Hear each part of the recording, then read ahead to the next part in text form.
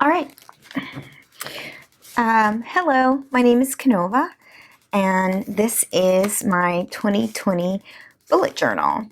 I started bullet journaling a little late in 2020. I saw one of my favorite YouTubers' videos, and she was working through and showing us her spreads, her setup for 2021, along with making some stickers, and I was intrigued.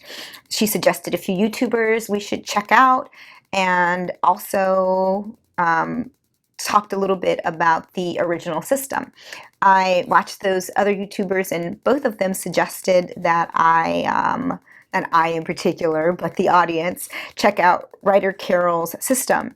I took a deep dive into the system so that the journal wouldn't just be a bunch of artistic things that didn't help me, but really something that could help me accomplish some of my goals. At the time that I had started bullet journaling, I was juggling a lot of things. I'm an artist in New York City, so I was juggling both auditions, multiple streams of income that needed to be managed, my personal life, my dog. I was quite busy and really trying to make sure that I didn't drop any balls. I had big plans for 2020, like everyone else, and so I was in a hurry. So when I ordered my bullet journal, I went to one of the popular sites, and they were sold out, and I wasn't willing to wait. So I ordered this bullet journal from Amazon. It had a little Leo on the cover. I am a Leo. So it served me well, but I decided rather quickly to move to a better journal in 2021. This is my key. It's a standard key, I guess. I found it on one of the YouTubers that I was watching and thought this works for me. I can change it if I need to, but for now, this is how we're going to go. I decided to go with a chinoiserie theme for my 2020 spread setup. And yeah, I love chinoiserie. There are elements of the theme that sort of come in and come out as the year goes along. Quote page. This is pretty straightforward. I got a little messy along the edges, but it is what it is. You were born to win, but to be a winner, you must plan to win and expect to win. Zig Ziglar. So, you can see my mind was on accomplishing things in 2020. I did accomplish a few things, but not as many as I thought. This is my 2020 cover page setup, inspired by chinoiserie. I love this setup. Every time I sort of came back to my feature log, which you'll see in a minute, I always sort of turn back here. I don't know, this is so me.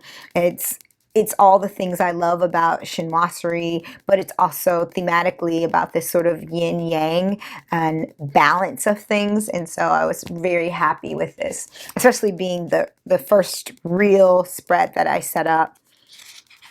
The index I didn't use much, and I hope to continue to explore using it in a different way, I think, in 2021. I'm not sure if I didn't use it because of the year or if this just wasn't something that's helpful to me. I did find the future log incredibly helpful in setting up my spreads for each month. My goals, I set up my goals later. I really spent a lot of time thinking about the goals. And by the time I was really ready to commit to the goals, we were into COVID, and I had to sort of reevaluate. So I had the opportunity to reevaluate the things that I needed to, with the little bit of knowledge that we had at the time about what the year was going to look like. Check it out. This is one of those spreads that just it just didn't happen, mostly because we were in lockdown most of 2020. So a lot of the things that you would do, concerts, shows, that sort of thing, it just didn't happen. You can see where I started writing a few things here, but it never took off in terms of me coming back here and writing things down, mostly because like I saw films, I just put them on my queues for my streaming services. I listened to new music. I just, would pull it up via my streaming services. The things that I really did need to remember, though, like art exhibits or events, those things I think I will use in 2021, knowing that I'll come here and actually write them down. This is my year in pictures. I actually just did this spread because I made the conscious decision to come back at the end of the year and choose the images that I felt best encapsulated what was happening at that time. And it's interesting to look at it because in February, I was super excited about getting a couple of bags of arugula because there had been an arugula shortage and you couldn't find it anywhere in New York City, and I was desperate for it, and so I was just excited to get some arugula. But then come March, we had to deal with long lines for grocery stores and empty shelves. And then May, massive protests in New York City. So it was just a year of sort of lots of ups and downs, but also some good times. July, I was desperate to get to the beach. The beach is something that I love to do all summer long. And I just decided I was gonna like stage a beach day on my roof terrace. My building has a roof terrace. I was blessed to have some outdoor space during this pandemic, and in July I decided to make great use of it, and I was up there like most of the day doing the things I would do at a beach, basically relaxing, reading, having a cocktail. It was great. By August, I did manage to get to the beach. It was great. October is one of my favorite months. I had plenty of time to work on a costume for myself and my dog, but my dog took the prize, the photo of the month, in October. I dressed him up as Shona from The Last Dragon. It was great. I love Halloween. I look forward to it every year. So my first spread ended up being February because I just started journaling so late in January that it just didn't make sense to do a January spread. So keeping with the chinoiserie theme, I set up my February spread. I thought this was I don't know, something about it was kind of delicate and pretty and simple. But then you come over here and then there's the details of creating this crane. And I really love this. And I decided to, go full force with the cutouts and the Dutch door, go big or go home, I guess, for the first spread. And I spent a great deal of time trying to figure out what was going to go on this side, how I was going to make that crane cutout work. And I came up with this and really, really loved it. This was one of those spreads that I was just like, I think this bullet journaling is going to be my thing. I still hadn't quite committed to the system in that old habits die hard. So I had these like massive Post-its that I was using previously. And so I was like using them. But by March, I had made the decision, if I'm going to do this, let's do this. And I was super excited to, set up my next spread. I based this spread on my favorite pajamas. The pajamas have this print on them. And I came up with this whole spread to go with them. I love pajamas. I've been known to iron my pajamas. One of life's little luxuries. Don't knock it till you tried it. I highly recommend it. I mean, it's free. You iron them and you get to feel, I don't know, I can't even explain it. Just do it. Do it. Yeah, so I was super upset about this ghosting situation because I actually did this opposite. Like I knew where I was because it was lining up with the Dutch door that this was going to go here. So I had drawn the line and set up this whole repeated print here. And then I went back and did this tiger here. And when I saw the ghosting, I was pretty upset. But then, looking back on it, I just sort of shrug. It is what it is. It was at this point that was like very clear that next year I was going to upgrade to a journal with better quality paper. I also started using trackers in March and adding this gratitude section. I love these. I know it doesn't look like much is colored in, but there was a lot of shifting and changing happening in March in New York City. And also my trackers are related to my goals. So, maybe I'm trying to do something 3 times a week or twice a week, etc. So it might look like I'm not really doing something, but it might be closer to my goals than one realizes. First mood tracker, I loved how I could look back at a date and see like if there was something I didn't accomplish that month and see how I was feeling and how my mood directly correlated. And not only that, how my mood directly correlated and if I had done some of the other things I had said I wanted to do, like meditation, just sort of making connections all over. By March, I knew that we were completely shut down in terms of work. I lost all my revenue streams, and it was super important for me to sort of track my finances and to set up like a very, very stringent budget, so that hopefully I could make it till to 20 through 2020. At the time, I was just really thinking fall, but ended up being through 2020. This spread, this April spread, I was in a place in April. I really sort of started to slow down and realize that all those self-submission tapes for auditions, that those shows weren't happening.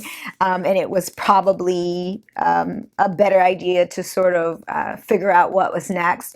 And I gave myself permission to just do nothing. I hadn't done nothing in forever, but I did do this, and I set this up to sort of keep me going, if you will. Inspiration exists, but it has to find you working. It's one of my favorite quotes, and I think it's so true. And I keep using it over and over and over again. This ended up looking like the Hunger Games on this side. That was not intentional. I just was, doing these birds and flowers. You kind of see a theme. I like to cut stuff and create peek throughs to the other side. This planning over here, not so much, because it ended up cutting up the quote and not looking so aesthetically pleasing from this side. But hey, you live and you learn. Quick watercolor I did and pasted in here.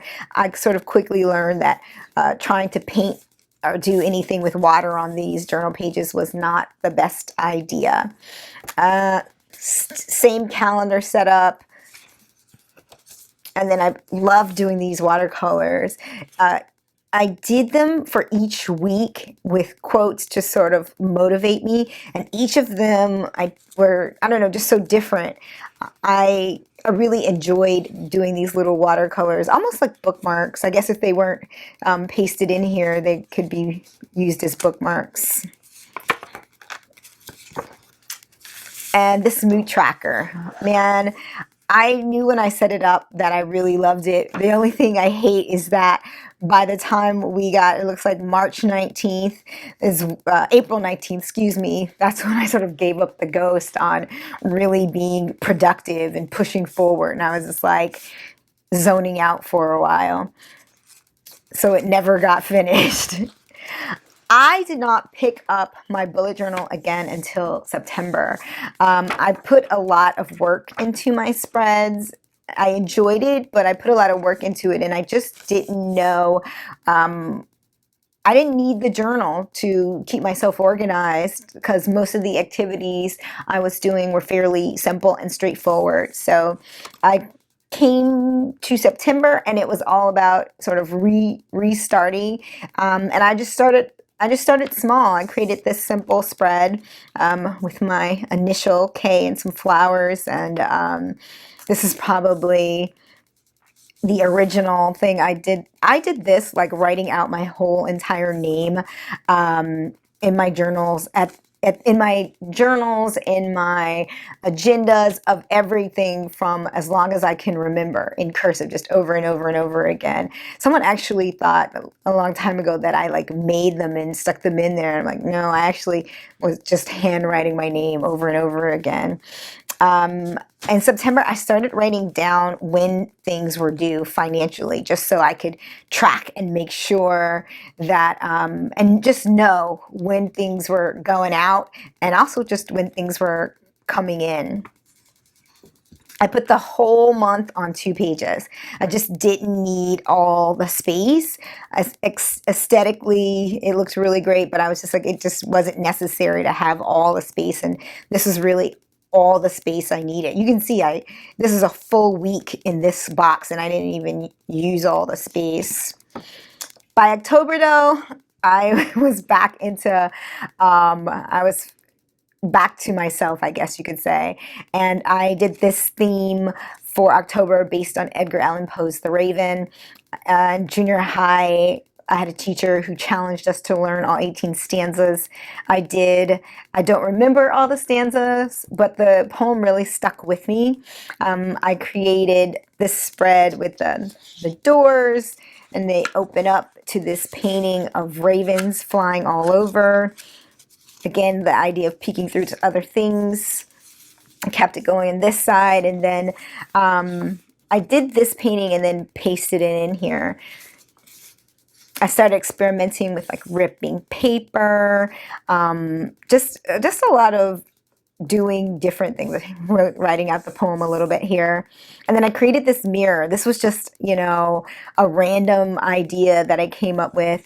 It literally is a mirror. You can see reflection in it. It's not a very clear mirror, but I created it and was pretty proud of myself. Gratitude, and then each week, one little fold for each week of the month. This was all I needed. It was perfect. I really love how you can change this system to go with what you need. Like if you kind of have an idea like how things are going to flow, and I really sort of embraced that and changed when I needed it to. Trackers. This was one of my favorite mood trackers, all these ravens. Yeah, I look at it even now. I'm just like, it just looks so good to me anyway. This paper was white, and I was just this was a lot of experimentation creating this spread. And I figured out that this white paper, certain areas didn't absorb water like others, and ended up creating this look on it. And I was pretty pleased with how it turned out overall. This was talking about making things at work. This was a video tracker because all of a sudden work picked up on my job, and we went digital, and all of a sudden I was creating digital content, videos, editing. It was a really fast learning curve. I had to make a lot of videos, and I used a tracker, this little tracking system, to figure out where I was, how many I needed to do, etc. It was very helpful. I bow down to the YouTuber. I figured this out here that, when you're producing this content, you're a one-person production company. That is, if you're doing it by yourself, you're a one-person production company. You're conceiving, shooting, editing, all the things that go into each video being done by one person. I have much respect for the YouTuber. I watched a lot of content before I made a video, and now that when I watch a video, I see all the work that goes into it. They deserve all the dollars that they get. This is a Zentangle. I disentangled just for fun. And then I decided to incorporate it into this November spread. The thing about this November spread is I thought it was going to be simple. I just was like, I'm going to use some washi tape. I'm going to try something simple. And we ended up here. I don't know. Maybe simple really isn't my thing. We'll see. Maybe I'll challenge myself to do some simple spreads in 2021. We'll see. As in Tangle, a little watercolor. All of this was inspired by the washi tapes, of which there are several that were being used to create this sort of setup. More washi tape trackers, still using the Dutch door. These mood trackers came from looking at these little drawings on the tape. It really was all inspired by the tape. I had big plans for December, but just decided to scale it back. I needed the time and the space to get a lot of things done. I was planning on putting a medium in here so that the glitter moved around and doing more globes throughout the spread, but in the end, I was like, this is enough. So these, I don't know if I talked about these, but these are the bills. I was just trying to track them, and I continued doing that. I found it incredibly helpful. By December, though, I had watched enough videos about rolling weeklies that I decided to give it a try. It wasn't exactly the right thing for me. I found it to be a little bulkier than my traditional Dutch door. So I kind of have an idea in my head of how to use a version of the rolling weekly in 2021 that might serve me better. Well, thank you for indulging me and taking this journey with me. As you can see, I'm still working on finishing up December. I hope that you will join me as I take this journey and start uploading spreads to YouTube. We'll see how it goes. Be gentle with me. I have my strengths and my weaknesses in terms of the things that I do, and I am always challenging myself. And as the YouTuber who inspired me to do this suggested, don't be afraid to let other people see you trying. So here we go.